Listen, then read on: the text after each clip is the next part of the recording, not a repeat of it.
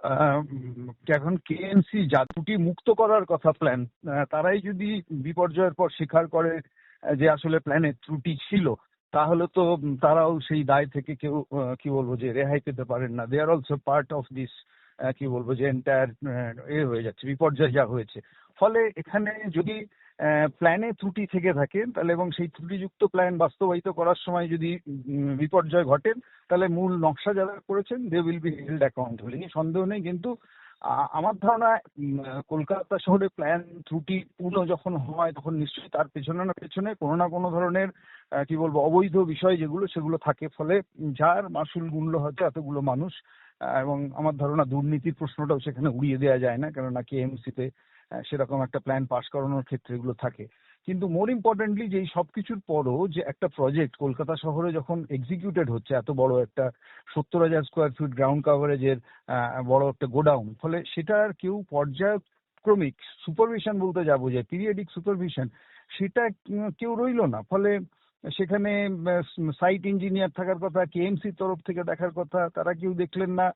অথচ গড়গড় করে এরকম একটা কাজ হয়েই চললো। এবং সেক্ষেত্রে নির্মাণকারী সংস্থা যারা আছে তারা দক্ষ, যোগ্য, অভিজ্ঞ কিনা সেটাও দেখার দরকার ছিল। কারণ কনক্রিটের কাজ এবং স্টিলের কাজের মধ্যে অনেক তফাৎ আছে। স্টিলের কাজে দক্ষ লোক খুঁজে পাওয়া কঠিন, ফলে সেক্ষেত্রে যারা কাজ করছিলেন তারাও দক্ষ কিনা, এই প্রশ্নগুলো তো সবই খতিয়ে দেখতে হতো যারা প্রজেক্ট এক্সিকিউট করছেন এবং কেএমসি উভয় পক্ষকেই।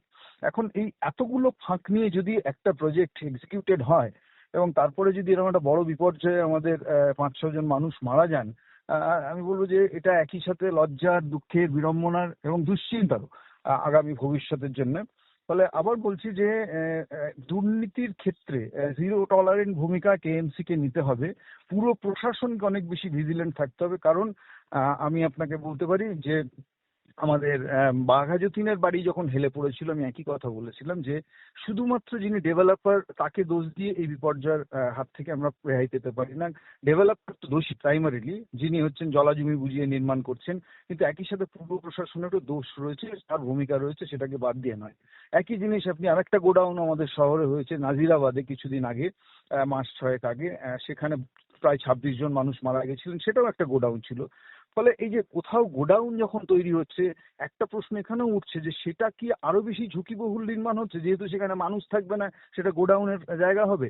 ফলে এইভাবে পরতে পরতে যদি কম্প্রোমাইজ হতে থাকে বিভিন্ন ধরনের নির্মাণে, কখনো রেস্টুরেন্ট নির্মাণে কম্প্রোমাইজ হচ্ছে, কখনো আবাসনে হচ্ছে, কখনো কলেজ ইউনিভার্সিটি নির্মাণে হচ্ছে, কখনো গোডাউনে হচ্ছে, এই সব জায়গাটাই হচ্ছে আমি মনে করি পুরো প্রশাসনকে আরো সিরিয়াসলি অ্যাক্ট করতে হবে।